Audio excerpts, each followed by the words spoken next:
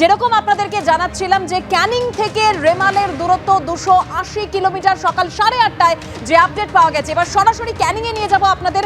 আমাদের অপর প্রতিনিধি উজ্জ্বল মুখোপাধ্যায় এই মুহূর্তে রয়েছে। ক্যানিং এ কিরকম আবহাওয়া লক্ষণীয় উজ্জ্বল?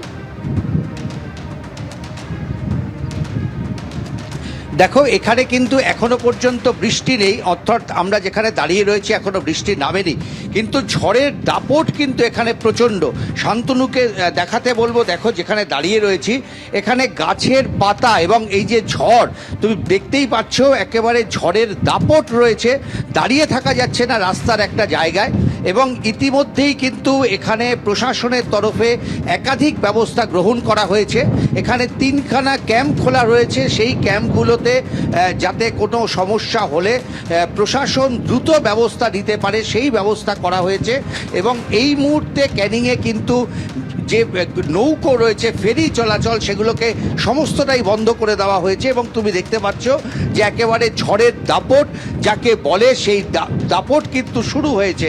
এই ক্যানিং এর আগে যতবার এখানে বড় ধরনের ঝড় হয়েছে, ক্ষতিগ্রস্ত হয়েছে ক্যানিংয়ের এই অঞ্চল, এবং বহু মানুষকে ঘরছাড়া হতে হয়েছে, ত্রাণ শিবিরে তাদেরকে নিয়ে আসতে হয়েছে। ফলে প্রশাসন কিন্তু গতকাল থেকে তারা আগাম সতর্ক, যাতে কোনো বড় ধরনের ঘটনা ঘটলে তৎক্ষণাৎ তারা ব্যবস্থা নিতে পারে। শান্তনু ছবি দেখাচ্ছে, দেখো শুধু ঝড়ের দাপট এখনো পর্যন্ত শুরু হয়েছে এবং যে কোনো মুহূর্তে বৃষ্টি নামতে পারে। একেবারে কালো হয়ে রয়েছে গোটা আকাশ।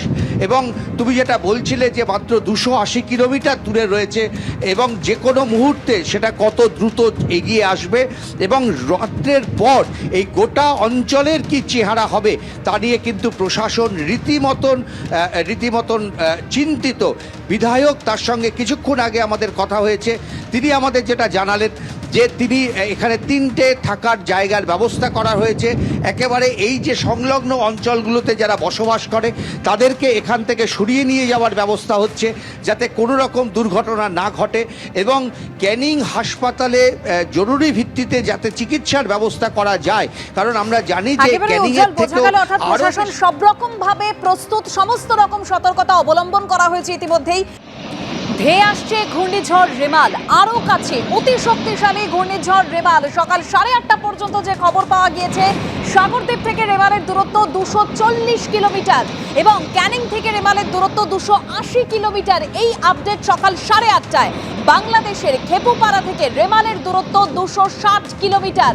আর ঠিক যে গতিবেগে ঝড় এগিয়ে আসছে, অর্থাৎ এই মুহূর্তে সেই ঝড়ের গতিবেগ ঘন্টায় 105 কিলোমিটার। আজ রাতেই পশ্চিমবঙ্গের সাগর ও বাংলাদেশের খেপুপাড়ার মাঝামাঝি এলাকায় আছড়ে পড়তে পারে এই ঘূর্ণিঝড় রেমাল। রাত 11টা থেকে 1টার মধ্যে আছড়ে পড়তে পারে ঘূর্ণিঝড় রেমাল। ল্যান্ডফলের সময় ঝড়ের গতিবেগ থাকবে 110 থেকে 120 কিলোমিটার পর্যন্ত। আর এই অতি শক্তিশালী ঘূর্ণিঝড় রেমালের সর্বোচ্চ গতিবেগ হতে পারে ঘন্টায় 135 কিলোমিটার।